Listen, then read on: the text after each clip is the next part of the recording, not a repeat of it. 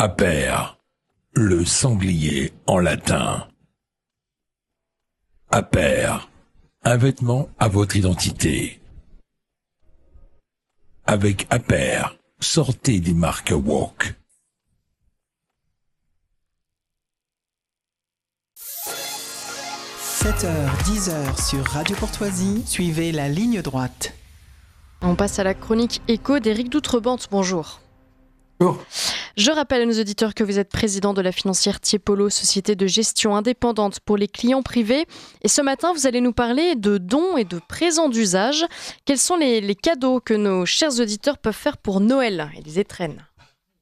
Alors d'abord, les présents d'usage. C'est vraiment quelque chose de très spécifique puisqu'il n'y a pas de définition juridique. C'est quand même original. Ah oui. Donc, pas de définition juridique sur un présent d'usage.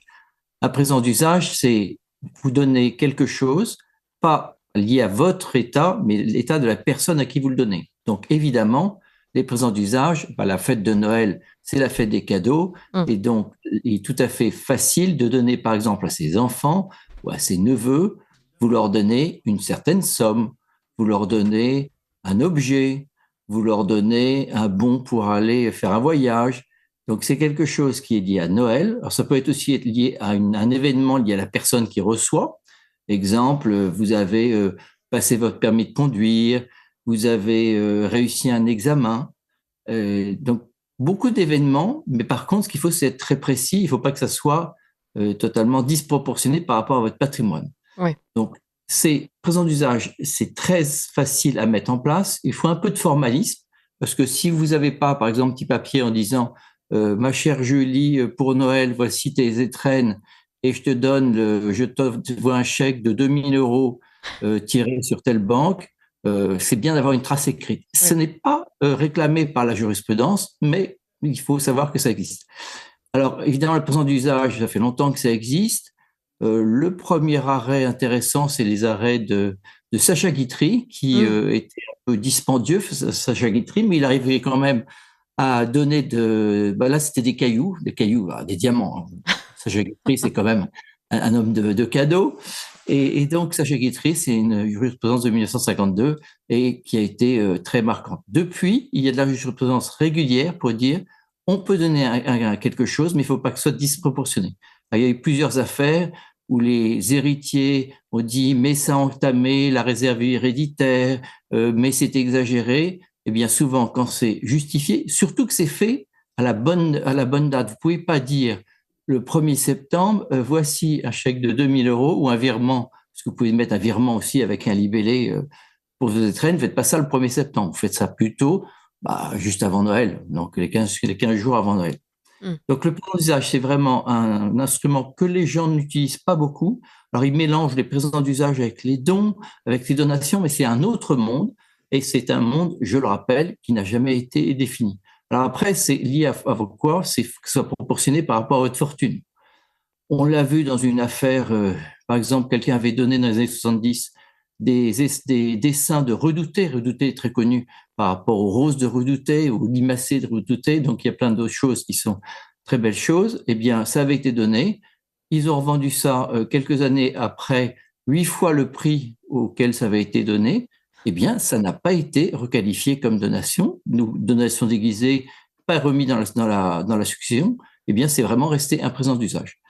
Alors, évidemment, il y a de temps en temps, faut faire un peu attention. Récemment, il y a eu une affaire où un chef d'entreprise qui voulait gratifier sa secrétaire qui avait très bien travaillé pendant X années, eh bien, il lui a donné de l'argent, donc un présent d'usage au moment du départ de cette personne.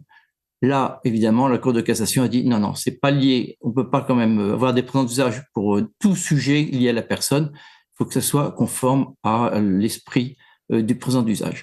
Donc voilà, le présent d'usage, c'est un bel instrument. Il faut que ça soit proportionné, il faut que ça soit formalisé. Mais il y a surtout, il ne faut pas déclarer le présent d'usage aux impôts. Donc, il ne faut pas s'amuser à remplir un CERFA, parce que là, vous rentrez dans un autre domaine, vous rentrez dans les dons ou les donations. Donc, attention, pas de documents à envoyer au fisc. Par contre, gardez, il faut que la personne qui donne, qui fait le présent d'usage, garde des documents, et celui qui reçoit aussi doit garder des documents. Et qu'en est-il justement avec d'autres bandes des dons qui peuvent réduire nos impôts ? justement. Alors ça, c'est tout à fait la période, puisque avant la fin de l'année, vous pouvez donner pour les bonnes œuvres. Donc, je vous donne, il y a plusieurs... il y a les dons à des organismes d'intérêt général ou reconnus d'utilité publique. Donc ça, c'est la règle générale. N'importe quelle association, si elle est d'intérêt général et si elle n'est pas liée à une forme restreinte de personnes, c'est-à-dire que si c'est 3 personnes, ça fonctionne pas. Donc le caractère restreint est très, très important. Et là, vous donnez 1 000 euros, vous en avez 66%, donc 666 qui va venir en réduction d'impôt, et votre effort vous-même de votre don sera que d'un tiers. Après, il y a des dons aussi sur des organismes d'aide aux personnes en difficulté. Là, c'est pas 66% de réduction, mais c'est 75% de réduction, mais c'est limité à 1 000 euros. Ouais. Alors évidemment, c'est la période, faut pas hésiter à le faire. Et puis, Noël, c'est la période des présents d'usage, et puis c'est la période des dons, parce que si vous faites ça avant le 31 décembre, vous permettrez de réduire votre fiscalité dans votre déclaration du mois de mai. Donc, écoutez, on est sur Radio Courtoisie, donc soyons clairs et voilà, les dons, Radio Courtoisie est apte à recevoir des dons, et grâce à les dons, eh bien, Radio Courtoisie vit.